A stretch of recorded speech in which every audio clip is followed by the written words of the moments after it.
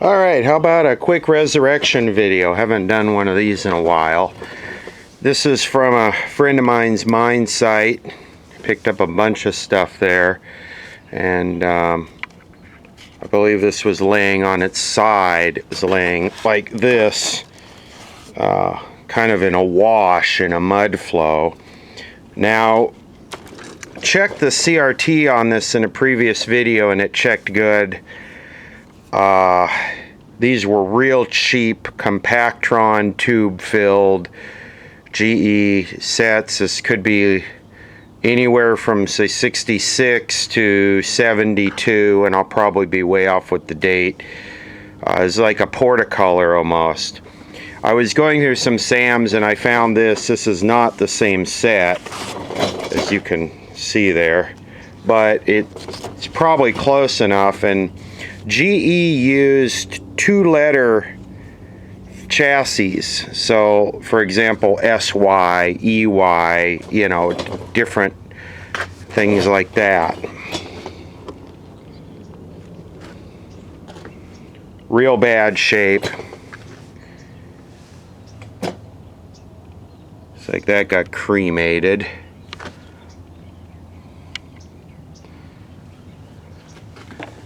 I mean, for all intents and purposes, this thing is garbage. But let's see if we can make working again this television. A good example of what I was saying by sitting on the side.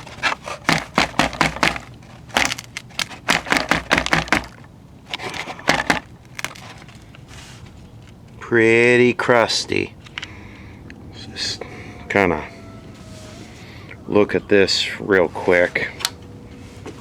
Some things are hard to look at, and this is one of them. Do I blow this out, or do I just...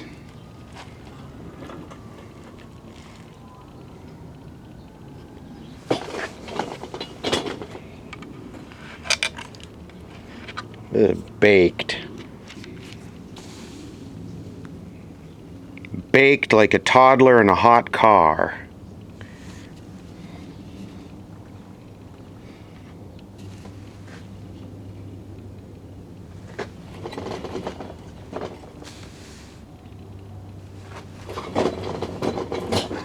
So how many tubes does it have? 1, 2, 3, 4, 5, 6, 7, 8. Oh, I guess that's one right there too. 9. Roasted.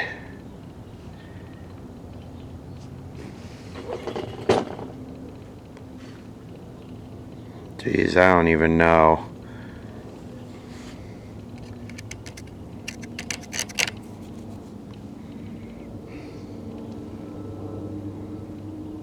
Rusty.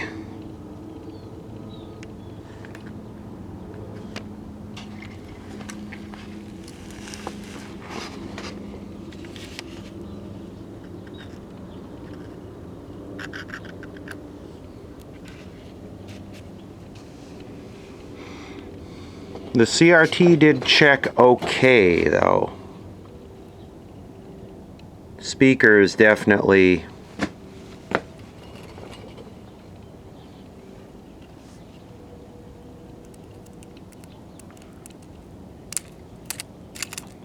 worried about if I take compressed air to this and start to really blow it off, I'm gonna start to peel these transformers apart, and they could already be done, but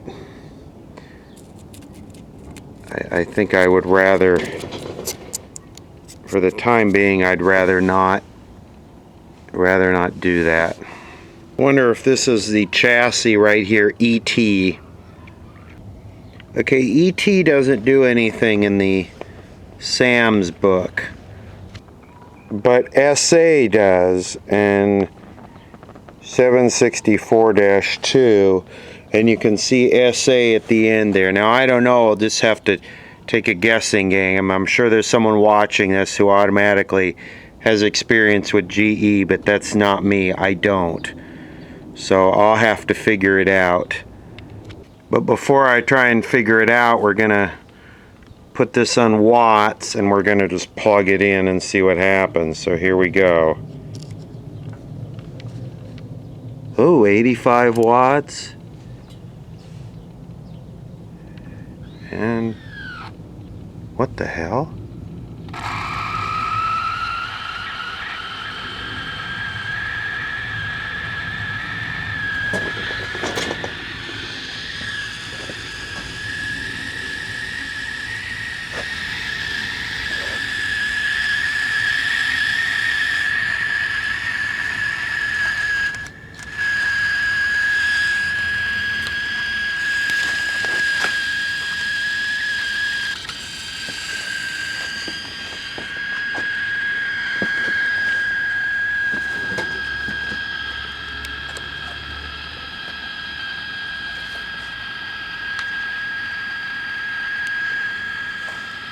Really?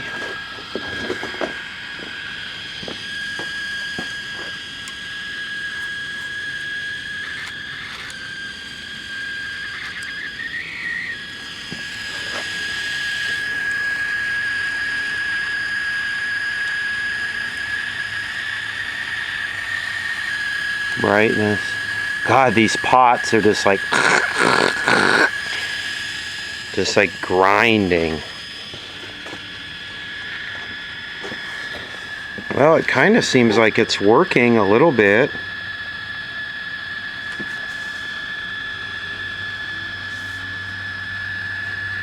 I was tempted to take a screwdriver and try and touch the high voltage with the camera in my hand. That would be real good for the CMOS in the camera. And there is no high voltage. Should draw an arc out of that cap there. And as I kind of feel this here, so the round filament is the damper and the rectangular filament is the horizontal output tube, and barely getting warm. And that's getting hot. So SA is the correct chassis. And I actually happen to have that schematic in here. So what we're going to do is we're going to check some of these voltages. Here's the flyback. 33GY7. We're going to look at pin 2 first, which should be the 135 volt B+. And whenever you measure voltages on horizontal output high voltage stuff, use a sacrificial meter. I'm going to use this. This is way off anyway, and because these lines that say do not measure, they will cremate the meter. Not so much an old meter like this, but okay. Here we go. 1, 2. Should be 135 volts. And it is, let's see, if 200's in the middle, so it's close. This meter is a little bit off. In fact, how do I zero it? It's a little bit better. So pin 2, 1, 2.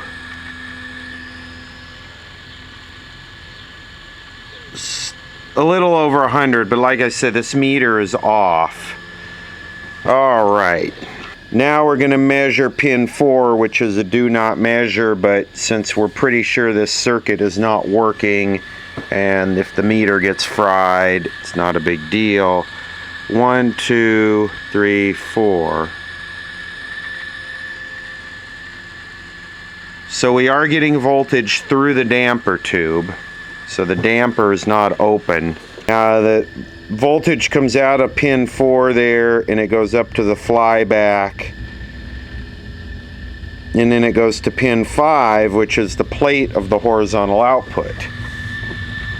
So this would be pin 5 right here. Oh, we have no voltage there. Not good. Pin 4. We have voltage coming out of the damper tube, no voltage coming out of the flyback. See, if you follow pin 5 here, goes to pin 1 of the flyback, and it comes out of pin 4 of the damper, comes up through that line to pin 2 of the flyback, through the flyback, 11.6 ohms, to pin 5. Let's measure pin 11 just for the entertainment value. That would be, well, we'll check the negative. That would show us our oscillators running, and then pin 11. So 5, 6, 7, 8, 9, 10, 11. That is going to be low because there is no plate voltage on the tube. And then 9 and 10.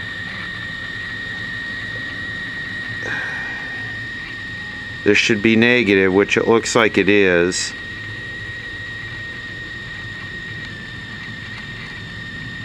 Not by much though, but let's see. Should be negative 26 or something like that.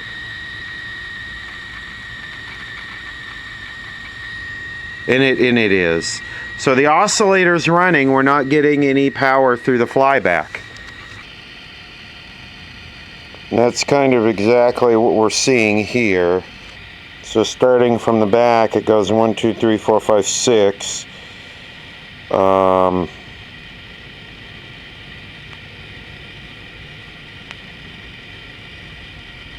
So pin 2 is where it comes in, and pin 1 is where it goes out to the horizontal output. So this would be pin 2 right here. And yes, we do have our voltage there. This would be pin 1 right here.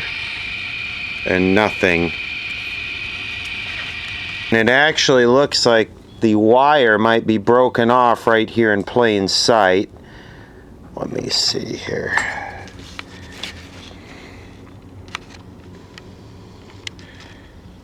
Come on.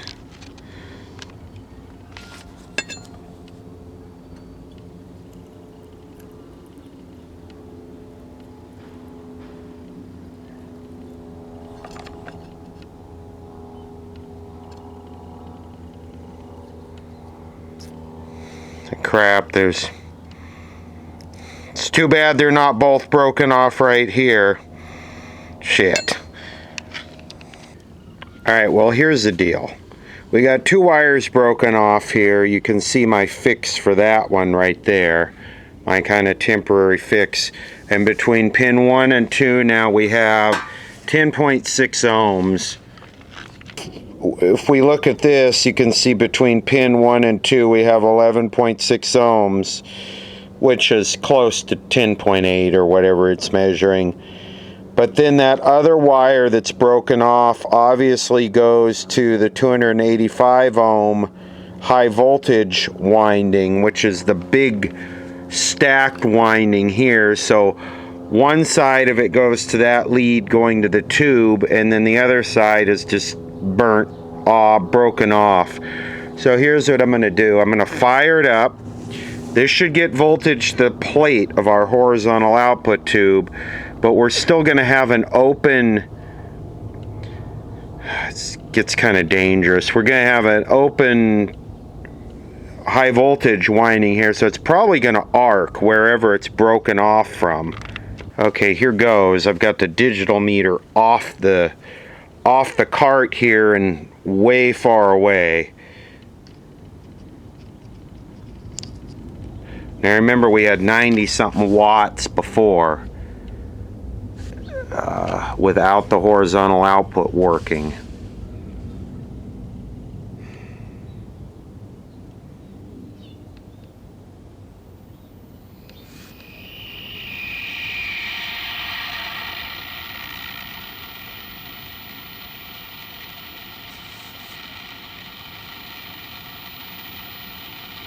106 watts.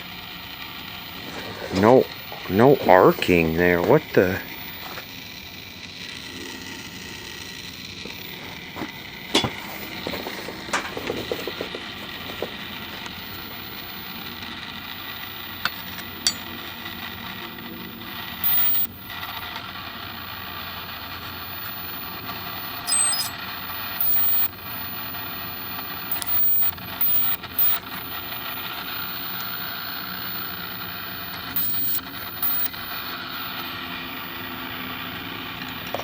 It shows high voltage there, but I'm not quite buying it because I don't see how it could be when it's not grounded on this side. See, and there's nothing here. Show you right where our burned off wire is here.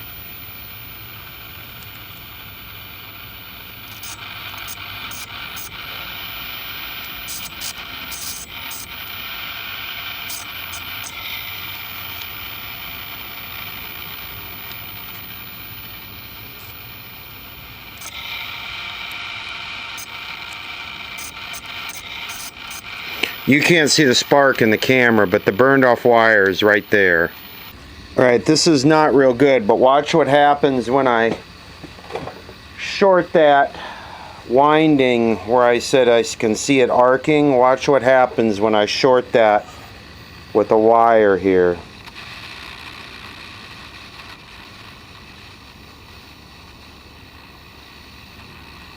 If I can find it again.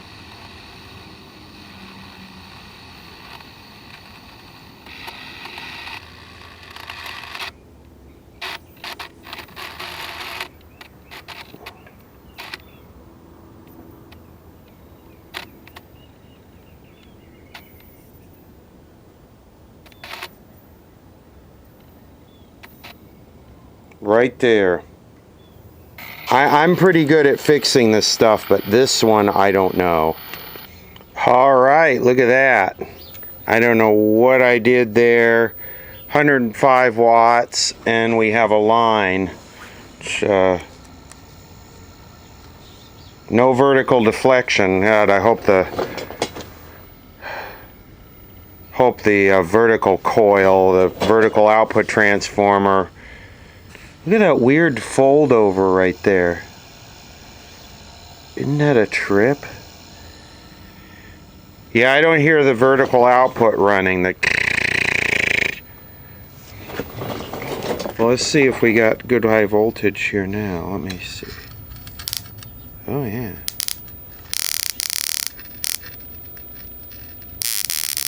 Oh, yeah, we're rocking. Huh. Nice and bright too. Okay, let's see why the vertical's not running. Vertical height, hold, and linearity, these three.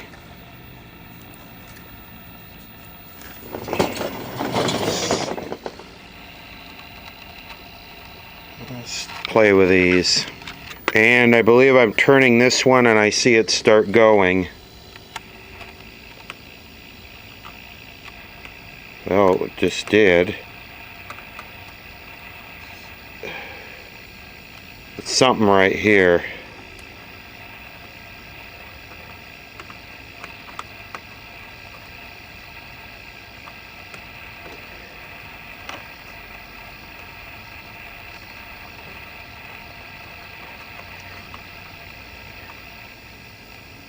Something right here with these. Something right here. Because it is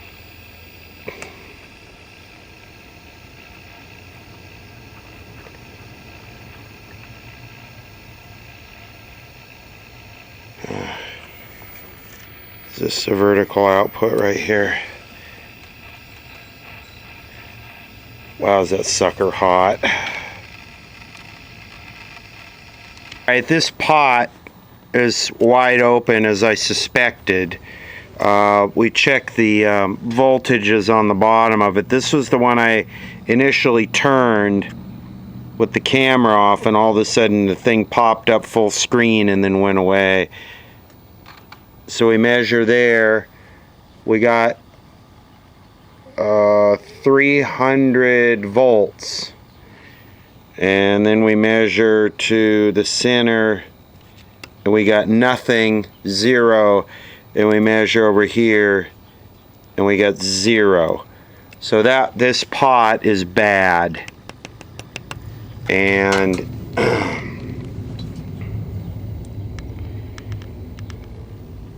of course, there it is, the 400 volt boost, and then you know, these high meg ohm pots are so hard to find too. A 2 meg pot. Where am I going to find a 2 meg pot? You know, these things are just like,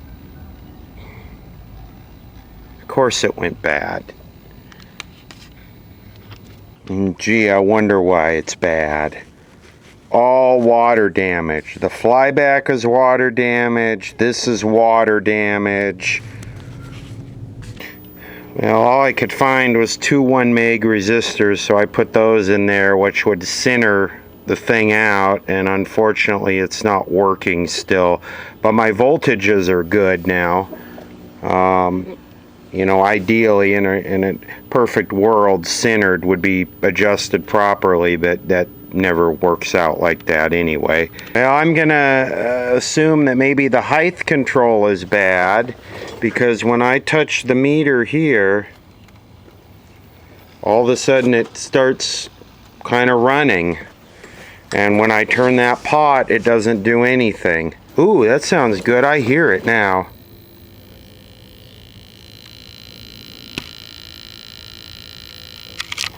I replaced it right there.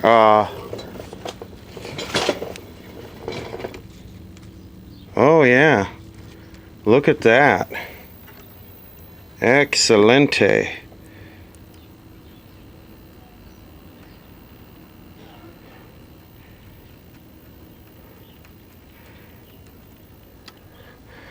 Brightness, vertical hold. Ooh, that works. You can see it changing the... Now, where's our horizontal hold on here? I wonder if that's working. Okay, that one is the horizontal hold. This one's the horizontal hold right here.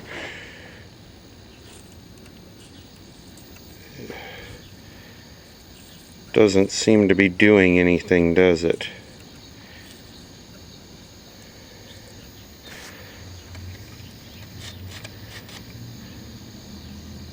That's brightness.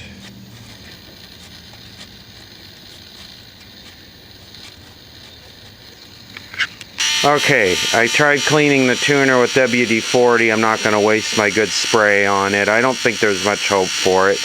By the way, this is a resurrection video, not a restoration video. There's plenty of channels that are doing laboratory grade restorations. This is fun. This is just, can we get this piece of crap to work? So anyway, I tried injecting on channel 3, 4, nothing. So now I'm injecting into the IF, which is down there, that goes into the, and it seems like we have some activity here. I'm on 45.75.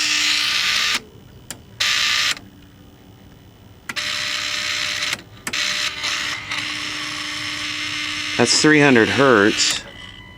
1 kilohertz. Anyway, let's see. Horizontal's way off and the vertical's way off.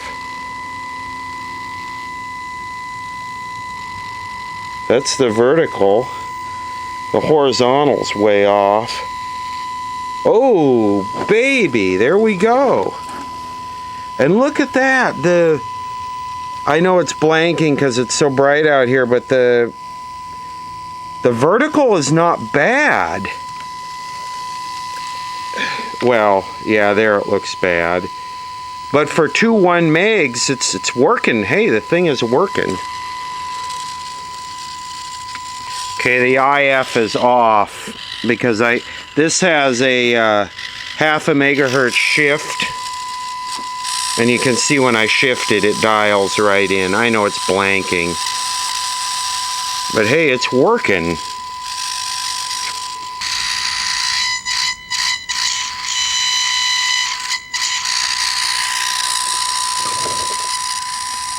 Alright, I know it's completely blanking out now, but what I'm trying to do, I think I'm going to go after, see, this is the IF line right here. I think I'm going to go after this one. And my concern is that when I push this and drop it down, see how it comes in there? I know it's blanking, but I'm going to try and adjust the IF here and shift this down, or actually shift the IF up so that it's dialed in on this. And that actually did it. About a 1/4 turn on there pulled it right in. Alright, here's what we're going to do. I picked this up at the TV shop that shut down, and the batteries were dead in it. I just put new batteries in it, and basically this kind of does everything that this does. This has a 40 megahertz video IF out. So what I did is I just tacked that onto the IF input. So I'm just bypassing the tuner. I think there's little hope for this tuner. This is a tuner subber. So yeah, at least we'll be able to hook this up and see sports game. Go sports team. I still like this repair here. That is about the most botched, hacked thing I think I've ever done to get something working. Oh, and the 2 1 meg ohm resistors are not bad either.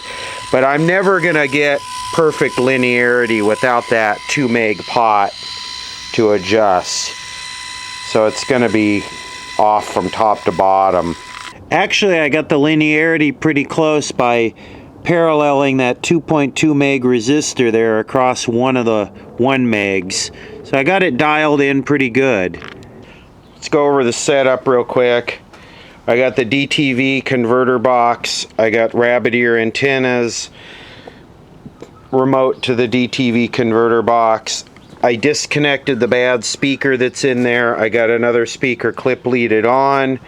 This is our IF adjustment, which is like the fine tuning to peak the crystallization to sharpen the picture.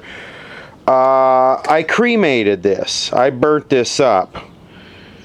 Somehow I ended up with a ground loop even though I had everything isolated, and I had to come in here and add 2 capacitors to isolate the IF input lead. So this thing is history, unfortunately.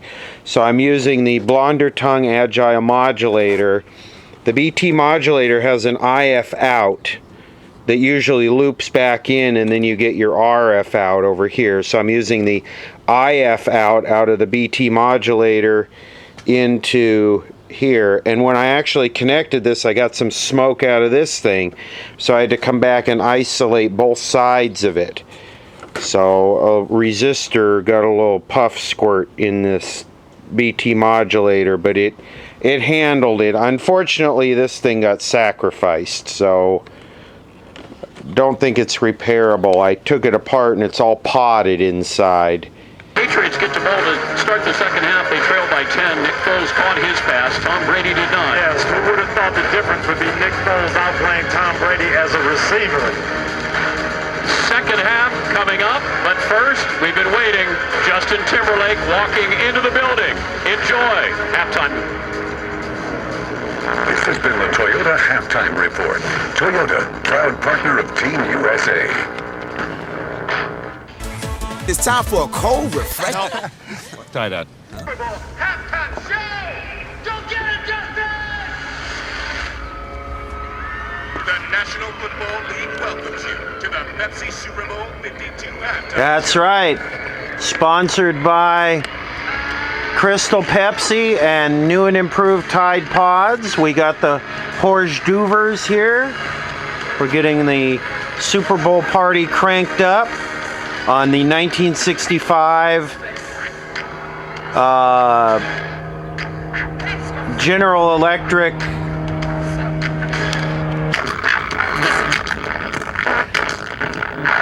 thing's got a shorted audio output transformer or something.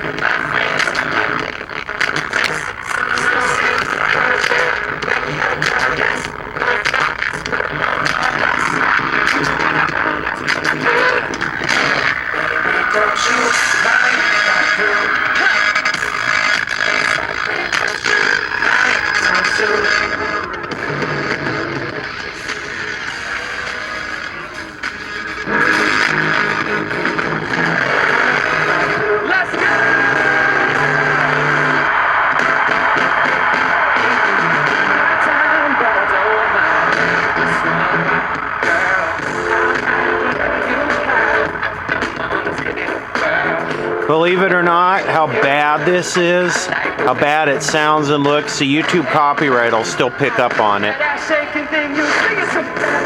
It'll still hash out to the same thing, NFL property.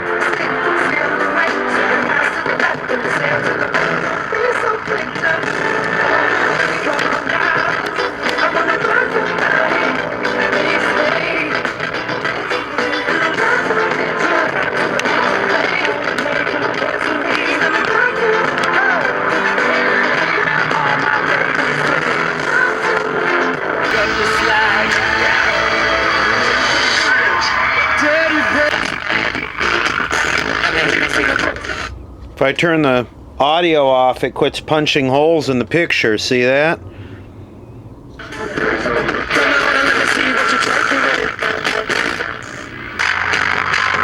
Oh boy, that's gonna get a copyright strike.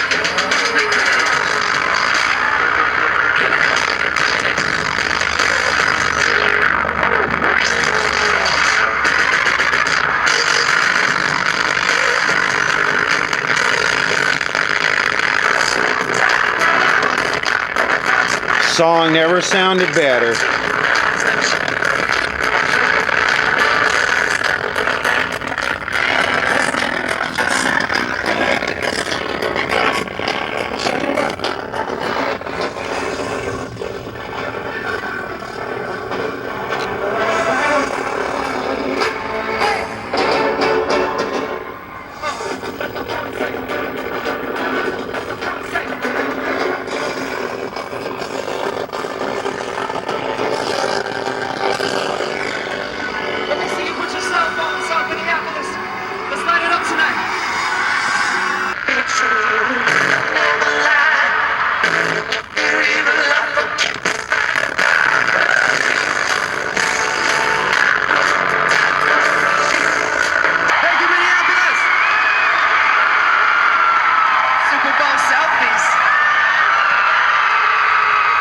Super Bowl selfies.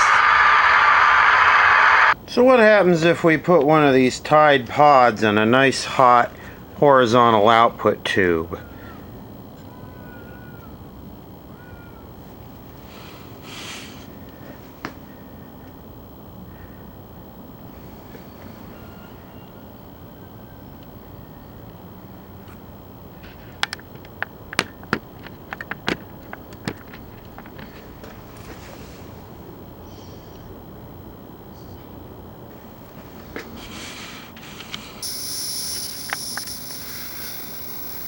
Well, the Tide Pod is conductive. I don't know, that high voltage doesn't want to, high voltage kind of burned the envelope there, but the high voltage, the horizontal output tube doesn't want to melt it. No, I guess you gotta chew them. Sometimes the signs are hard to ignore. Whenever you see clothes this clean, that's a Tide ad. Clean clothes may be an indication of a Tide ad. Tide users experience 10 times more cleaning power. Tide is America's #1 detergent in America.